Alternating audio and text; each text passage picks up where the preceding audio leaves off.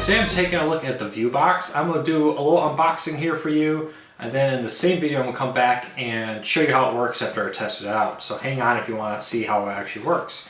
It did get shipped to me with this main keyboard. Glancing at it, it looks like basically an i8 Plus keyboard that's wildly popular, pretty basic. I'll check this more out and talk about it in the second half of this video. But let's open up the box real quick and take a look at it. Now, it's a pretty standard box, 4K support, 64-bit processor. You know, it's pretty much like a lot of the others on the market right now, hardware-wise. Nice little instruction manual, full color, explaining how to hook it up, how to set it up, which is nice.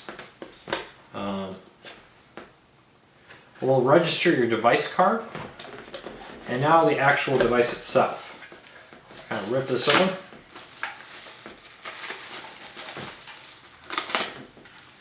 There we go. Here is the actual device itself. Pretty straightforward. Metal, always around, power button on the front, clock. They have the RCA jacks if you have an older TV, HDMI, Ethernet, and optical audio, along with an external Wi-Fi antenna. Next up, you got an HDMI cord. Not sure the length. I'm gonna guess it's really wrapped up pretty tight. That's a 6-foot HDMI cable. And then last, you have the power adapter. Not really a lot to say about this. Let me pull it out. It does do one thing I really like. It runs the plugs this way, so you can stack them easily on a power strip. I don't know about you, but pretty much every TV I own has a power strip next to it. And that's it. So not a lot to say on the initial reaction. There does not appear to be, oh, here we go. There is, and it's a regular remote. So not only did I get the i8 Plus, I also got the regular remote. Pretty straightforward remote. Does have a lot of extra controls that a lot of them don't. Play, pause, stop, which is nice. I know you can do it on all Kodi boxes by hitting the OK button, going over and clicking in the menu. That seems like a lot of unnecessary clicking. It's kind of nice to just have a play, pause, stop right there. Yeah, everything else is pretty straightforward. It does say cursor. I wonder if this is an air mouse. I'm not sure. I'll test that out. So, first reaction, solid device, all metal.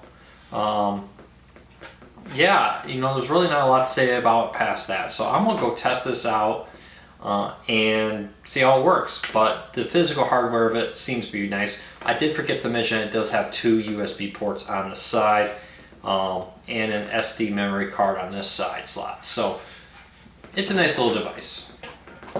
So I've been playing around with the View box for a while, and setup was pretty simple. It walked you through a few steps, asked you your language, connect it to Wi-Fi or Ethernet, and then dumps you off here to the slightly modified version of Kodi or of Android's home screen here.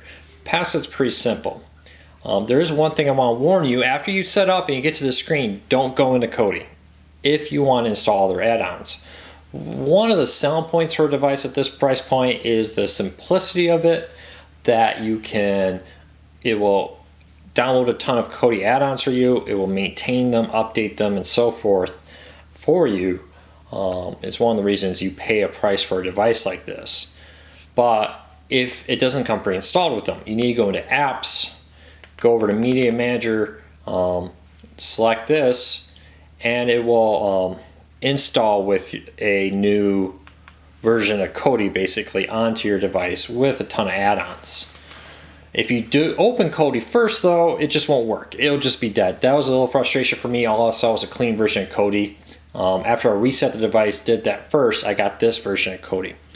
As you can see, it's got TV shows, live TV, kids club, sports. You know, it's Sports Devil, Cloud TV, Exodus TV, and so on. I mean, these are add-ons. If you're familiar with Kodi, you've probably heard about. What you're really paying for here is the ability to have it done for you without you having to do the repositories and so forth. The remote, it does come with a basic keyboard on there, which is nice that it is included. Since they install the repositories, it's not so much needed. The basic remote that you see, like your TV remote, seems to work just fine for it. As far as all the add-ons, use with caution. I can't guarantee these will always be here. They claim they'll find new ones or replace them if they get shut down. You're definitely in a gray area there. And they often just won't work. It's anybody if you've been around Kodi for a while, you know this. If you're new to Kodi, I just want to be honest with you. Just because you're seeing these here when I do the review, don't necessarily mean they'll be the same ones here after you buy it. So that's always my word of caution about this. But they claim that if there's problems with them, they'll update it. Past that, there's really nothing to say about this device. The remote is nice to have the stop, play, pause right on the remote, which a lot of these boxes don't have. There is a clock on the front of the device, as you can kind of see in the bottom right-hand corner there, that shows you the time. A lot of people seem to like that. They miss it from their cable box.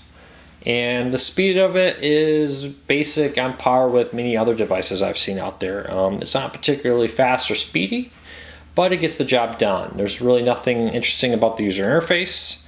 And really the whole purpose of this device, the whole purpose of the menu is really designed around Kodi. So yeah, I really don't have anything else to say. That is my impression of the device, kind of how my experience with it so far. If you have any questions, comments, please leave them on YouTube. I do my best to respond to them, but we're getting so many every day now. I often miss some, but leave them. I'll do my best to answer them, or maybe somebody else will know the question on YouTube. A great way to get a hold of me, though, is on our Facebook and Twitter. Search for cordcuttersnews.com on both of those, or Cord Cutters News. And that pops up a little warning and makes it a little easier for me to track sometimes. Make sure I get all the comments. You can also find us at Cord Cutters News, and give us a thumbs up if this helps you. It really does help us help you get the most from your cord cutting experience. We got product reviews, how-to guides, the list goes on, and news about cord cutting.